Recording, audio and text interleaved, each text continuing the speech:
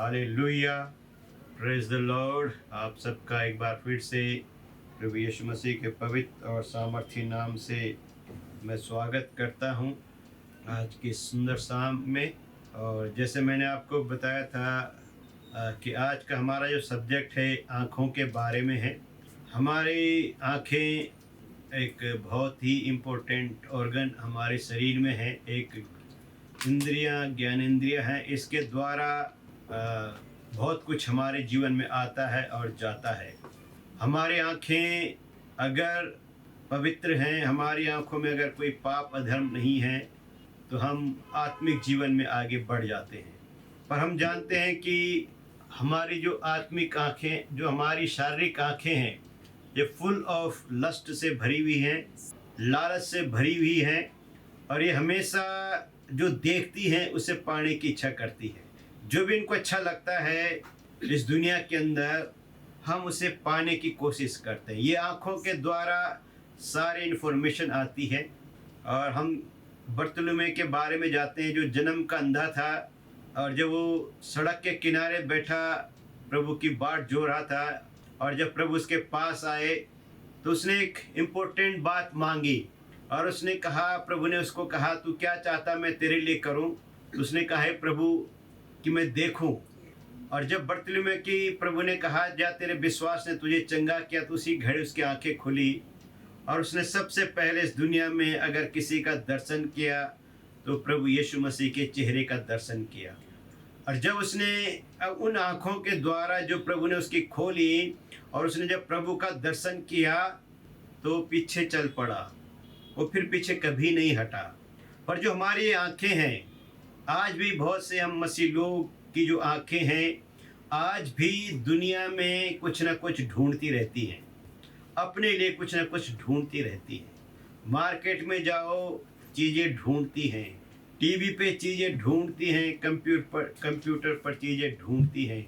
और बाइबल में लिखा है कि ये आँखें कभी थकती नहीं हैं। इतना लस्ट इनके अंदर, इतनी वासना, इतनी अभिलाषा इन आँखों के अंदर भरी पड़ी है कि जो हमें देखना चाहिए उसे हम देख नहीं पा रहे, और जो हमें नहीं देखना चाहिए उसे हम देख रहे हैं। एक वचन पढ़ेंगे, पहला कुरिन्थियों 2 अध्याय उसका 9 वचन पढ़ेंगे। जो बातें आँखों ने नहीं देखी, जो कान ने नहीं सुनी, और जो बातें मनुष्य के चित्त में नहीं चली, वे ही परमेश्वर ने अपने प्रेम रखने वालों के लिए तैयार की। हालेलुया। तो यहाँ पे सबसे पहली बात वो कहता है कि जो बातें आँखों ने नहीं देखी और जो बातें हमारे कानों ने नहीं सुनी और जो बातें किसी व्यक्ति को समझ नहीं आई, वही बातें हैं जो परमेश्वर ने अपने प्रेम करने वालों के लिए तैयार की हुई हैं। अब कौन सी आंखें हैं जो उन बातों को देखेंगी जो बातें किसी ने नहीं देखी?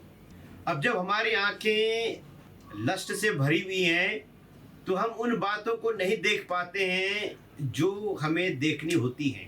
तो इसलिए वो कहता है कि जो बातें किसी ने नहीं देखी, और जब आपकी आत्मिक आंखें खुल जाएंगी तब आप उन बातों को देखेंगे। आज की इस टीचिंग को सुनने के बाद आप उन बातों को देखने पाएंगे।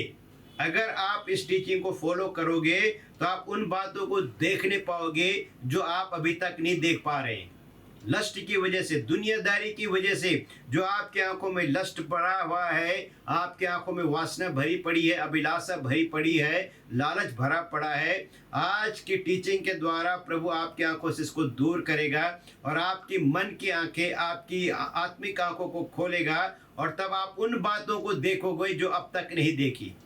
दूसरा वो कहता है जो कानों ने नहीं सुना, और आज के बाद आप अपने कानों को भी खोलना ताकि आप उन बातों को सुन सकें जो आपको सुननी चाहिए।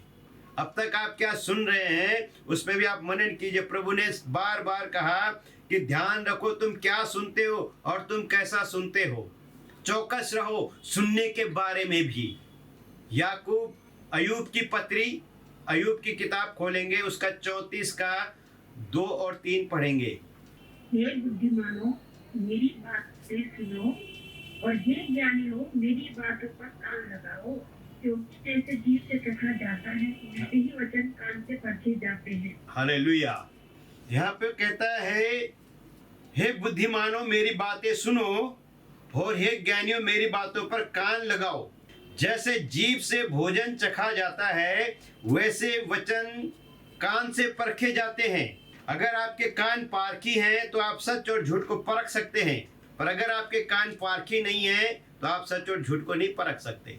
इसलिए आपकी आंखों को और कानों को भी पूरी तरह से खुलना होगा ताकि आप देख सकें और उन बातों को सुन सकें जो आपको सुननी चाहिए।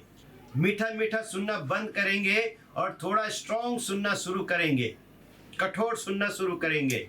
और तब कहता है वो समझेंगे जो आप तक नहीं समझा। जब आपकी आंखें खुलेंगी, कान खुलेंगे आत्मिक रूप से, तब आप देखेंगे भी, तब आप सही तरीके सुनेंगे भी, और तब आप परमेश्वर के वचन को सही तरीके से समझेंगे भी। तो इसलिए आपको और मुझे जो सिखा रहा हूँ, आपको मैं इसलिए सिखा रहा हूँ कि मैंने इन बातों के ऊपर बहुत प्रैक्टिस की है, और इन बातों के ऊपर मैंने अपनी आँखों के लिए, कानों के लिए, मन के लिए, अपनी ज़ुबान के लिए पिछले 23 ईयर्स से मैं प्रार्थना करता हूँ। हर रोज़ सुबह उठ के मैं अपनी आँखों के लिए प्रार्थना करता हूँ, मैं अपनी ज़ुबान के लिए प्रार्थना करता हूँ, मैं अपने कानों के लिए, मन के लिए, अपने 5 सेंसेस के लिए प्रार्थना करता हूँ। एवरी डे 23 साल से मैं कंटिन्यू प्रार्थना कर रहा हूँ, और आज इस लेवल पे पहुँचा हूँ कि जहाँ मैं प्रभु की बातों को देख भी रहा हूँ, सुन भी रहा हूँ, और प्रभु के कलाम को मैं अच्छे से समझ भी रहा हूँ। आपको और मुझे और आगे बढ़ना है। उत्पत्ति 2:25 पढ़ेंगे। आदम और उसकी पत्नी दोनों नंगे थे पर लज्जाते न थे। हालेलुया। यहाँ पे हम देखते हैं कि फल खाने से पहले की जो हमारी पोजीशन थी, हमारी आंखें कैसी थी। यहाँ पे लिखा है वो दोनों नंगे थे पर वो एक दूसरे से लज्जाते नहीं थे, शर्माते नहीं थे। फल खाने से पहले हमारी आंखों का नजरिया पाप रहित था, इनमें कोई वासना नहीं थी, इनमें कोई लालच नहीं था, कोई गंध नहीं था। वो एक दूसरे को देखकर लस्टफुल नहीं होते थे, वो वासना में नहीं भरते थे। इवन वो दोनों टोटली न्यूड थे, वो बिल्कुल कोई कपड़ा उनके शरीर पर नहीं होता था। हम सब जानते हैं अदन के बगीचे में वो नंगे थे, दोनों नंगे थे।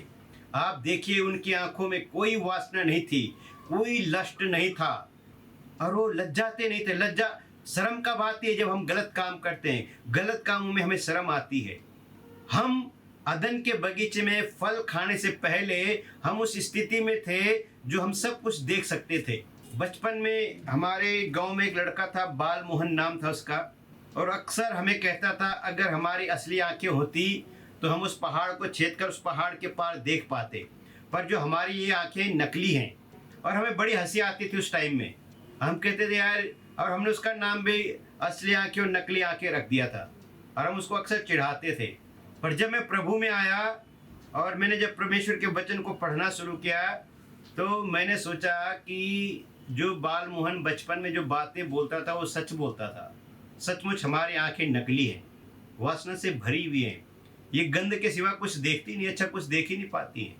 अगर सचमुच हमारी वही आंखें जो थी, तो जैसे प्रभु देखता है ना, वैसा हम भी देख सकते थे।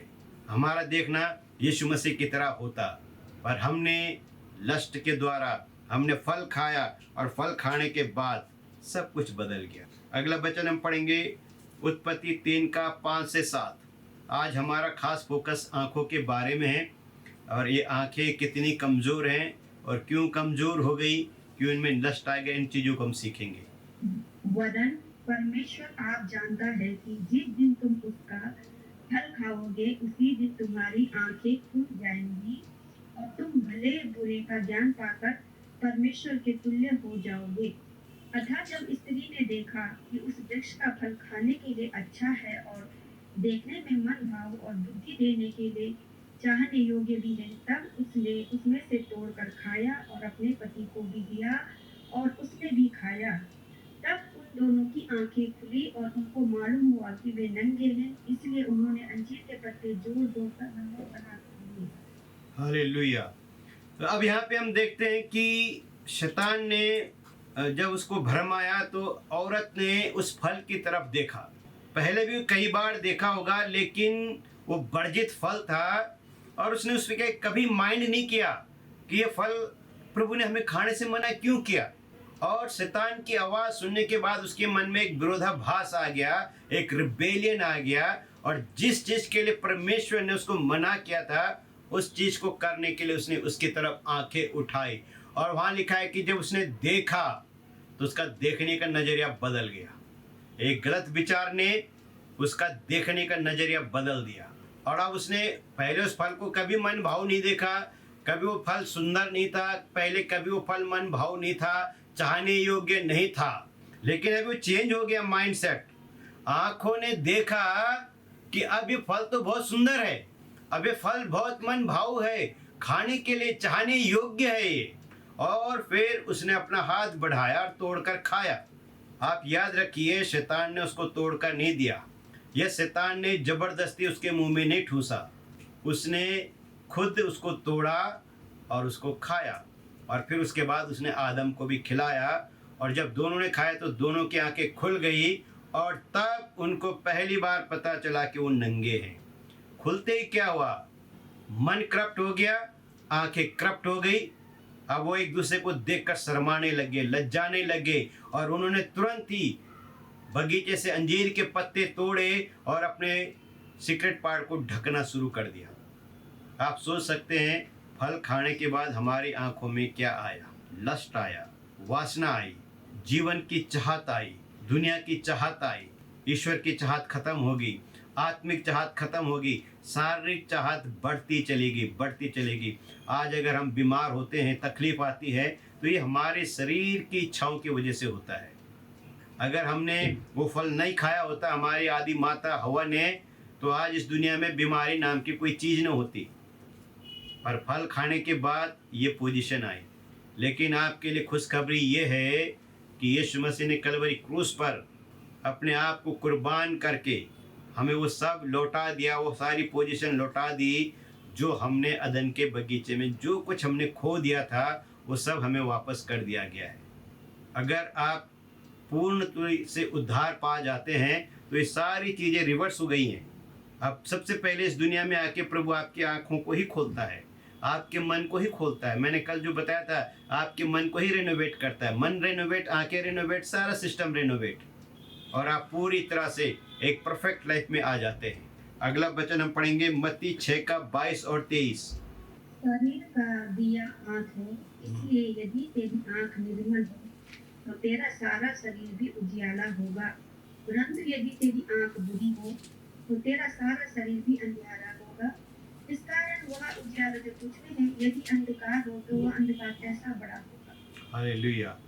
तो यहाँ पे लिखा है कि आपके जो शरीर का जो दीपक है वो आपकी आँख है, और कहता है यदि तेरी आँख निर्मल है, यानी तेरी आँख पवित्र है, तो तेरा पूरा बॉडी पवित्र होगा, उजियाला होगा, फुल ऑफ लाइट होगा। पर यदि तेरी आँख बुरी है, लस्ट से भरी हुई, वासना से भरी हुई है, तो कहता है जो उजाला तुझ में है थोड़ा सा, वो अंधकार कितना घोर अंधकार होगा जो तुझ में है। तो याद रखिए, आपका और मेरे जीवन में हमारी आंखों की इम्पोर्टेंस बहुत है। यहाँ पे प्रभु साहब कहता है कि हमारी आंखें हमारे शरीर का दीपक है, और यदि ये दीपक ही हमें अंधकार में रखता है, यदि आपकी आंखें आपको धोखा देती हैं, तो आप सोचिए कि आप कितने अंधकार में होंगे। वो अंधकार कितना भयानक होगा जो शैतान की तरफ से आता है। शरीर, अगर आंखें अंधकार में हैं, लस्ट में है, व्यसन व्यभिचार में है फंसी है, हमारे आंखें व्यभिचार से भरी हुई है, वासना से भरी हुई हैं, लस्ट से भरी हुई हैं, तो प्रभु कहता है भाई देखो, शरीर का दिया तो आँख है, और यदि तेरी आँख निर्मल हो तो तेरा सारा शरीर उजाला होगा, है ना। अगर आपकी आंखें पवित्र हैं तो आपका होल बॉडी उजाला होगा, आपकी आंखों में लस्ट नहीं होगा। मैंने आपको कल जो टीचिंग दी थी, जो आपने वीडियो में देखा होगा स्पिरिचुअल मैच्योरिटी के बारे में, वहाँ जब आपका मन रिनोवेट होता है, आपकी आंखों के पास सही संदेश पहुँचता है, आपकी आंखें आपके मन को सही संदेश पहुँचाती हैं, और जब आपकी आंखें पवित्र होती हैं तो आपका मन भी आप ऑटोमेटिकली पवित्र हो जाता है। आपका मन पवित्र तो आपकी ज़ुबान भी पवित्र हो जाती है। तो यहाँ पे प्रभु कहता है यदि आँख बुरी है तो सारा शरीर भी अंधियारा होगा, क्योंकि लस्ट है, करप्शन है। और इसलिए कहता है वो उजियारा जो हम में है, यदि वही अंधकार है तो वो अंधकार कैसा भयानक होगा। हमें अपनी आंखों के बारे में बहुत प्रार्थना की जरूरत है, क्योंकि सबसे ज़्यादा धोखा आपकी आंखें देती हैं। जब पैसा आपकी जेब में आता है तो ये आंखों में लालच आ जाता है, चलो मार्केट, चलो शॉपिंग करते हैं, ये खरीदते हैं, वो खरीदते हैं, और आपकी आंखें देखते देखते थकती नहीं है ना। आपकी आंखें हमेशा, हमारी आंखें में क्या है, ये हमेशा कुछ पाने की इच्छा रखती है। इसलिए प्रभु कहता है आंखों को निर्मल रखना बहुत जरूरत है। मत्ती 5:8 पढ़ेंगे। धन्य है वे जिनके मन शुद्ध है, क्योंकि वे परमेश्वर को देखेंगे। हालेलुया। धन्य है वे जिनके मन शुद्ध हैं, है ना। मन और आंखों का कनेक्शन बहुत तगड़ा है ना। नेक्स्ट डे में आपको मन के बारे में भी सिखाऊंगा, फिर माउथ के बारे में भी सिखाऊंगा। आज हम आंखों के बारे में सीख रहे हैं। तो यहाँ पे वो कहता है धन्य है जिनके मन शुद्ध हैं और वे परमेश्वर को देखेंगे। कहाँ से देखोगे? इन्हीं आंखों से आप देखोगे। मन की आंखें खुल जाएंगी, जो हमने अदन के बगीचे में खोई थी। फल खाने से पहले की पोजीशन में जब हम वापस आएंगे तो आदम रोज परमेश्वर को देखता था। परमेश्वर उसके सामने इनविजिबल नहीं था, परमेश्वर आदम के सामने विजिबल था। परमेश्वर के साथ आता था, वो परमेश्वर के साथ चलता था, वो आपस में बातचीत करते थे। परमेश्वर उसके साथ रोज ठंडे वक्त में रोज परमेश्वर उससे मिलने आता था। यहाँ पे मिलने का मतलब परमेश्वर उसके साथ क्वालिटी टाइम बिताता था। आदम के साथ परमेश्वर का खास अफेक्शनेट था, क्योंकि परमेश्वर ने आदम को अपने हाथ से बनाया था। आज भी परमेश्वर हमसे मिलना चाहता है, मिलने को आना चाहता है, पर क्या है कि हमारी आंखें हमें धोखा देती हैं, इसलिए हम परमेश्वर को देख नहीं पाते। और क्या होता है, जब हमारी आंखें ठीक से आत्मिक रूप से खुली नहीं होती तो इनका साइड इफेक्ट क्या होता है वो हम देखेंगे। 21:19 पढ़ेंगे, उत्पत्ति 21:19। तब परमेश्वर ने उसकी आंखें खोल दी और उसको एक कुआं दिखाई पड़ा। तब उसने जाकर थैली को जल से भरकर लड़की को पिलाया। हालेलुया। अब यहाँ पे परमेश्वर ने उसकी आंखों को खोल दिया। किसकी? हाजिरा की। हम इस कहानी को जानते हैं। यहाँ क्या हुआ था? हाजिरा को जब अब्राहम ने निकाल दिया था, हाजिरा और इस्माइल को, तो वो जब डेजर्ट में आए तो वहाँ उनका पानी खत्म हो गया था, और उसने उसको झाड़ के नीचे रख कर दूर खड़ी होकर उसके मरने की प्रतीक्षा करने लगी। और तब परमेश्वर ने उसकी आंखों को खोला, उसकी आत्मिक आंखों को खोला, और वो कुआं उसको दिखाई दिया। और तब उसने कुएं को देखा, पानी निकालकर अपने बेटे को पिलाया। आज वो कुआं वहीं पे है जहाँ पे हाजिरा ने अपने बच्चे को पिलाया, और वो कुआं आज भी उसी मरुस्थल में है जहाँ आज मुसलमान उसको, एक अजीब नाम मुझे याद नहीं आ रहा, पर उन्होंने कुछ नाम रखा उसका। ये कुआं आज भी है। इसका मतलब वो कुआं पहले से भी था, पर हाजिरा उस कुएं को देख नहीं पाई। क्यों नहीं देख पाई? क्योंकि उसकी आंखों में अपने बच्चे के लिए एक दया थी, एक लस्ट था, एक वो अभिलाषा थी अपने बच्चे के प्रति।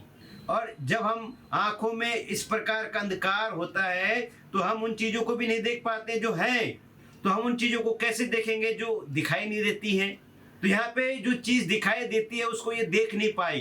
कुआं इसी के सामने था, अलग नहीं था, क्योंकि वो कुआं आज भी प्रेजेंट है। वो मिरेकल, प्रभु ने वो कुआं अचानक से पैदा नहीं किया, वो कुआं पहले से ही था, पर आँखों में इतना अंधापन उसके था कि वो उस कुएं को नहीं देख पाए। उस कुएं को देखने के लिए फिर परमेश्वर ने उसकी आंखों को खोला, और तब उसने देखा।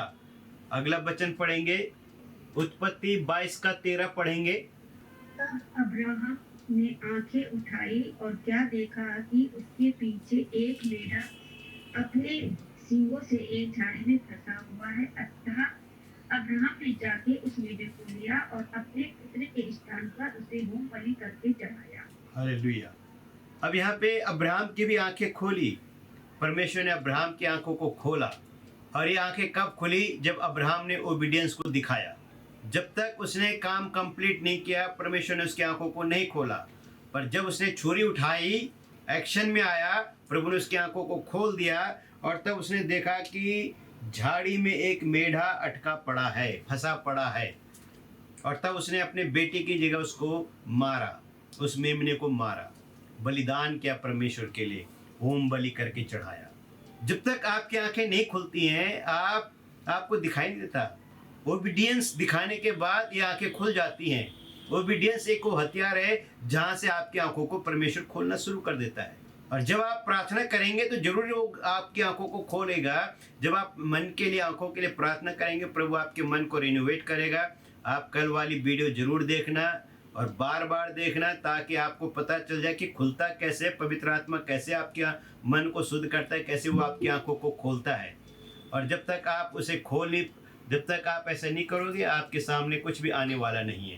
तो इसलिए आंखों को खोलना है तो आपको ओबीडियंस दिखानी पड़ेगी।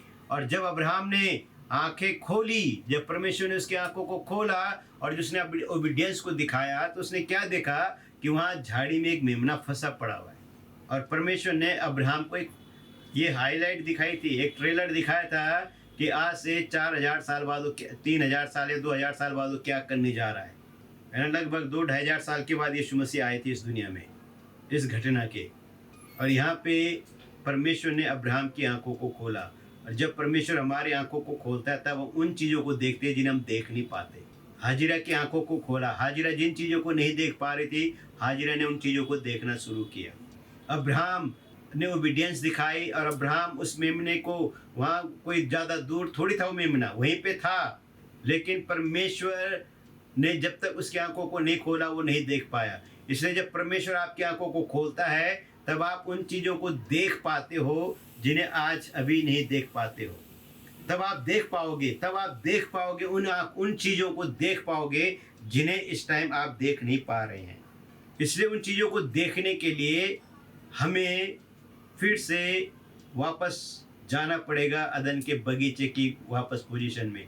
और उस पोजीशन में जाने के लिए हमें यीशु मसीह के क्रूस के पास आना पड़ेगा। अपने आप को नम्र दीन करते हुए, तौबा पश्चाताप करते हुए प्रभु से हमें अपनी आंखों को मांगना होगा, अपने मन की सफाई को मांगना होगा, है ना। हमें अपने ज़बान के लिए प्रार्थना करनी होगी। और तब प्रभु हमें हमारी आंखों को खोलेगा, हमारे कानों को खोलेगा, हमारे मन को खोलेगा, और फिर हमारी ज़ुबान अपने आप शुद्ध हो जाएगी। एक और वचन पढ़ेंगे, दूसरा राजा 6 अध्याय उसका 17 और 18। बहुत पावरफुल स्टोरी है।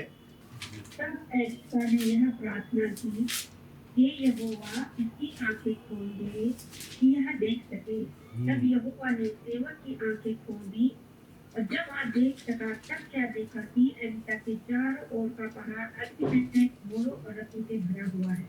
हालेलुया। तो यहाँ पे हम एलीशा नबी के बारे में देखते हैं। एलीशा नबी तो एक प्रोफेट था, जबरदस्त सीर था वो। और परमेश्वर ने तो उसकी आंखों को पहले से खोल के रखा हुआ था। जो परमेश्वर के प्रोफेट्स होते हैं, परमेश्वर उनकी आंखों को खोल के रखता है ना। ऐसा नहीं कि उन्हीं की, पर बाकियों के भी खोल देता है, पर खास करके जिनके ऊपर ये नबी का अभिषेक होता है, परमेश्वर उनकी आंखों को, कानों को बहुत खोल के रखता है, ताकि वो खुदा की आवाज़ को सुन सकें और खुदा को देख सके, उन विजनों को देख सके, उन चीज़ों को देख सके जिन्हें कोई देख नहीं पा रहा। और ये चीज़ आपको भी चाहिए। तो यहाँ पे एलीशा को सीरिया की जो सेना थी, आराम के राजा की सेना जो थी, उसने चारों तरफ से घेर के रखा हुआ था। और जब एलिया का सेवक सुबह उठ के बाहर आता तो देखता है कि उसका जो, जहाँ पे वो रहते हैं, उसको पूरी तरफ से सेना ने घेर के रखा हुआ है। और जब वो ये देखता है, वो डर जाता है, और वो एलीशा नबी के पास आकर कहता है कि हे स्वामी, देख, ये इन्होंने हमें हमें घेर के रखा हुआ है। तब परमेश्वर के दास ने उसे कहा, तू घबरा मत, जो हमारी ओर है उनसे ज़्यादा है। तब परमेश्वर के सामने उसने प्रार्थना की कि हे प्रभु, इस व्यक्ति की आंखों को खोल दे। और जब उसकी आंखें खुली, परमेश्वर ने उसकी आंखें खोली, तो उसने देखा कि परमेश्वर की पूरी फौज अग्निमय रथों के साथ एलीशा के चारों ओर लगी हुई थी। एलीशा निडर इसीलिए था क्योंकि उस यहोवा की फौज उसके चारों ओर लगी रहती है।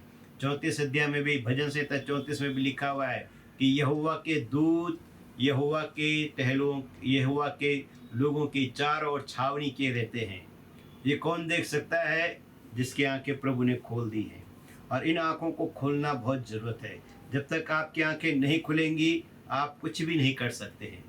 आपको अपनी आंखों को खोलना है। ये सौभाग्य यही प्राप्त करो कि परमेश्वर को यहीं से देखना शुरू कर दें।